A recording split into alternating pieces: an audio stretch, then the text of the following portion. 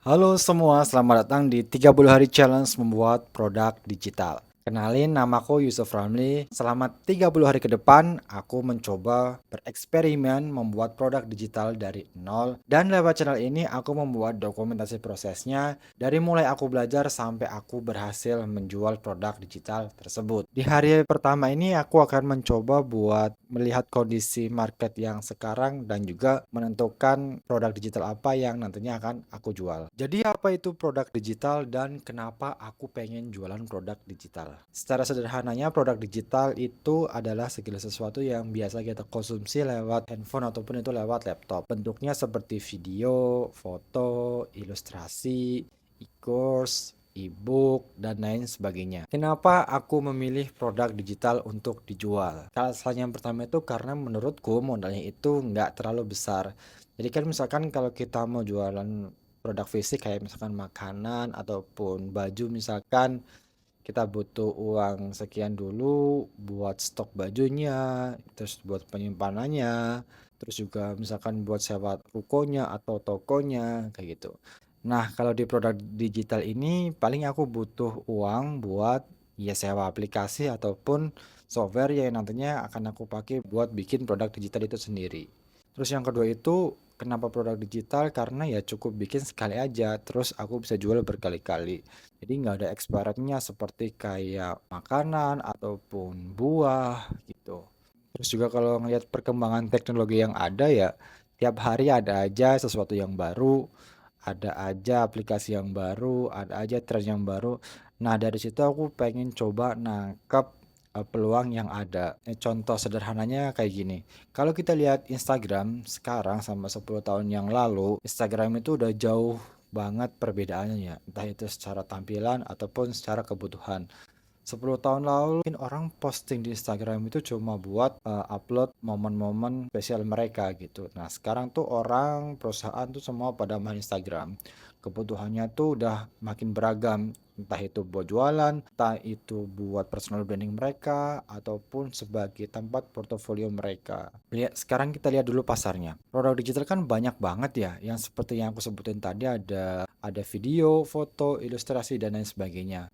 Sebelum aku nentuin mau buat produk apa, aku akan lihat dulu skill yang aku punya sekarang. Skill yang aku punya sekarang itu aku bisa bikin desain buat website ataupun buat aplikasi. Dan kalau aku lihat beberapa website yang bisa aku gunakan buat jualan itu kayak Graphic Driver ataupun kayak Creative Market, di mana di situ kita bisa jualan kayak aset 3D, template presentasi, terus juga template buat Instagram post, font juga bisa, ada banyak banget kategorinya. Nah, di sini aku pengen ngambil referensi dari beberapa karya yang ada di website-website tersebut yang nantinya aku bikin sebagai acuan belajarku gitu. Jadi, output dari hasil belajarku itu kualitasnya harus mendekati dengan karya-karya yang udah ada di platform kayak Graphic Reader ataupun Creative Market. Balik lagi ke skill yang aku punya sekarang, yaitu aku bisa bikin desain buat aplikasi ataupun website. Nah, ini permasalahannya aku mikir skill yang aku punya sekarang itu tanggung. Maksudnya tuh kayak gini.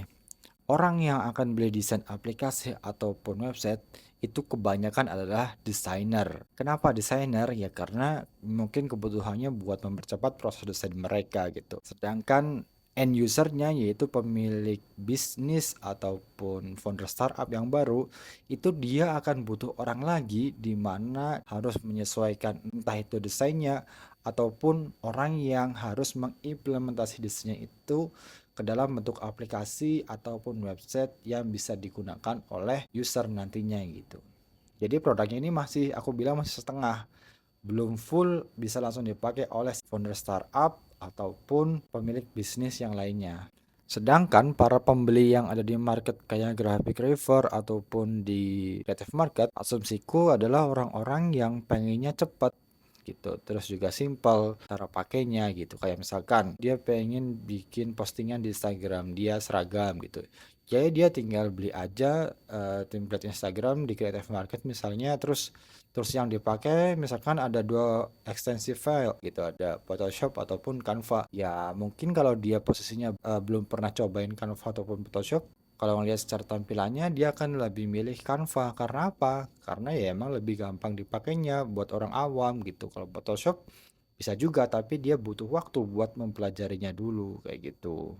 Terus buat nentuin produknya, aku punya beberapa pertimbangan. Sekarang aku mau coba kerucutin berdasarkan produknya. Beberapa produk yang bisa aku jual itu kayak UI Kit, itu desain aplikasi ataupun website pakainya Figma. Aku bisa jualnya di marketplace Figma-nya langsung atau juga bisa di Creative Market. PowerPoint template itu di Graphic Fiverr ataupun di Creative Market juga bisa. Ataupun sosial media template aku juga bisa jualnya di Creative Market. Terus juga ada website kayak Time Forest, ini sama kayak Graphic River tapi khusus buat jualan web template kayak misalkan WordPress. Webflow ini setauku dia punya marketplace-nya sendiri yang khusus emang buat jualan template Webflow. Terus juga Framer juga ada marketplace-nya sendiri.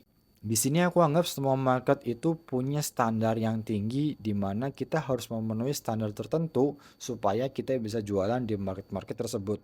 Yaitu Graphic River, Creative Market, ataupun Webflow Marketplace, terus juga Framer. Ya, otomatis harus bagus lah karena emang dijual buat marketnya itu seluruh dunia. Kalau aku lihat secara effort, itu yang bisa aku jual sekarang tentu aja UI Kit buat aplikasi ataupun website. Nah, permasalahannya seperti yang aku sebutin di atas, aku mikir tuh produknya masih tengah jadi. Nah, dari alasan itu sepertinya sekarang ini aku nggak akan jualan UI Kit terlebih dahulu. Berarti pilihan lainnya ada presentation template, social media template, ataupun aku sekalian belajar web template kayak WordPress, Webflow, ataupun Framer. Presentation template artinya aku butuh belajar PowerPoint. Nah, kalau social media template artinya aku butuh belajar mungkin tools yang ramah buat pemula kayak misalkan Canva. Webflow dan Framer ini tools yang lagi banyak digemari oleh para desainer gitu ya, khususnya buat jualan template juga.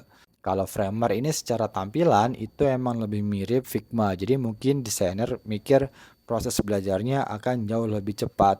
Sedangkan untuk Webflow sendiri itu tampilannya emang jauh beda banget, nggak kayak Figma ataupun nggak kayak Framer ya. Jadi emang butuh waktu buat mempelajarinya. Kalau aku lihat beberapa desainer di mana dia fokusnya bikin desain buat website, kebanyakan itu pakainya Framer. Ya mungkin alasannya seperti yang tadi ya, tampilannya kurang lebih kayak Figma, jadi proses belajarnya jadi lebih cepat gitu. Nah sekarang waktunya aku milih nih, mana yang bakal aku pilih. Sepertinya social media template dan juga presentation template aku skip.